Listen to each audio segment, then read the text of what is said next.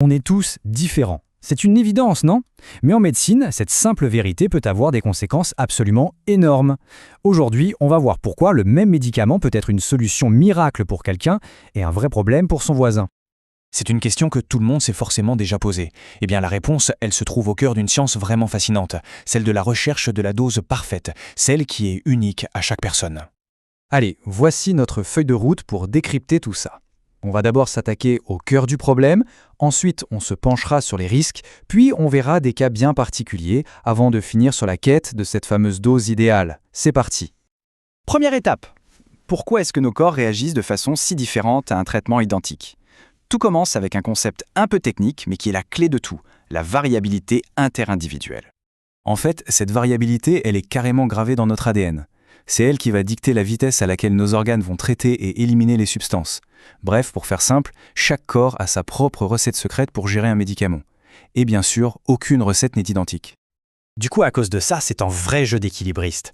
D'un côté, il y a le risque de surdosage, qui peut rendre le médicament toxique. Et de l'autre, le risque de sous-dosage, où le traitement est tout simplement inefficace. Un échec total. Tout l'art de la médecine, c'est de trouver ce point d'équilibre parfait, pile au milieu. Bon, mais concrètement, qu'est-ce qui se passe quand cet équilibre est rompu? De quel risque on parle vraiment? On plonge là-dedans tout de suite? Alors il y a un mot un peu savant pour décrire un dommage causé par un acte médical, l'iatrogénie. Petit point culture, ça vient du grec iatros, le médecin, et génos, l'origine. C'est un terme très large qui peut aller d'une simple erreur de prise de médicament à des effets secondaires bien plus complexes. Et là, attention, il y a une nuance super importante. La différence entre un effet toxique et un effet indésirable, ce n'est pas une question de gravité. C'est une question de dose. Un effet toxique, c'est simple, la dose est trop élevée. Mais un effet indésirable, et c'est là que ça se corse, peut survenir même avec une dose considérée comme normale. On peut même aller plus loin. Il y a des effets qui sont, disons, prévisibles, presque logiques. Par exemple, faire une hypoglycémie avec un antidiabétique, ça se tient. Mais il y a aussi des effets totalement imprévisibles, comme une allergie. Ils sont plus rares, heureusement, mais souvent bien plus dangereux, justement parce qu'ils sortent de nulle part. Ok, maintenant qu'on a posé les bases, on va s'attaquer à des cas où trouver la bonne dose est un vrai casse-tête. On commence avec les enfants et une idée reçue qu'il faut absolument déconstruire. Voilà, l'enfant n'est pas un adulte miniature. Tout est dit dans cette phrase. Ça ne sert à rien de prendre une dose d'adulte et de la diviser par 2 ou 3 en fonction du poids. Non, ça ne marche pas. Le corps d'un enfant, ce n'est pas juste une version réduite d'une autre, il fonctionne de manière complètement différente. Prenons un exemple tout simple, la composition du corps. Un nouveau-né, c'est quasiment les 3/4 d'eau, 75%.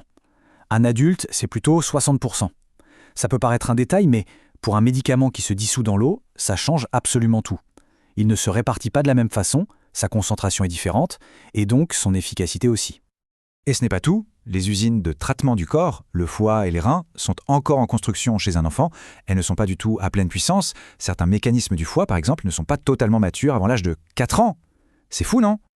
Tenez, un exemple qui frappe, pour bien comprendre. La demi-vie d'un médicament, c'est le temps que met le corps pour en éliminer la moitié. Pour le diazépam, chez un prématuré, c'est 75 heures. 75. Alors que chez un adulte, c'est 17 heures. Ça veut dire que le corps du bébé met plus de 4 fois plus de temps à faire le ménage. Imaginez le risque d'accumulation. Mais attention, il n'y a pas que les enfants. Le corps d'un adulte aussi évolue et parfois les changements sont radicaux. On va s'intéresser à 2 populations très particulières, les seniors et les femmes enceintes. Et là, on voit bien que les situations sont presque à l'opposé, mais tout aussi complexes. Chez une personne âgée, en général, la machine ralentit. Le foie, les reins, tout fonctionne au ralenti. Le médicament reste donc plus longtemps dans le corps. Chez une femme enceinte, c'est une autre histoire. Le corps tourne à plein régime, la fonction des reins peut même augmenter de 30%. Et bien sûr, il y a le fœtus, ce nouveau compartiment qui vient tout chambouler. Chaque cas est un monde à part. Alors, face à toute cette complexité, comment on s'en sort? Quelle est la solution?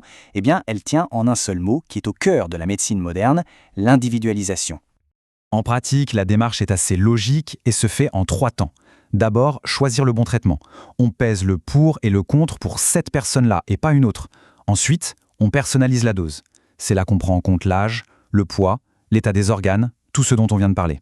Et enfin, étape cruciale, la surveillance. On observe, on est à l'écoute, prêt à réajuster le tir si besoin. Et tout ça, bien sûr, nous projette vers le futur. Aujourd'hui, on ajuste les doses selon des critères assez généraux.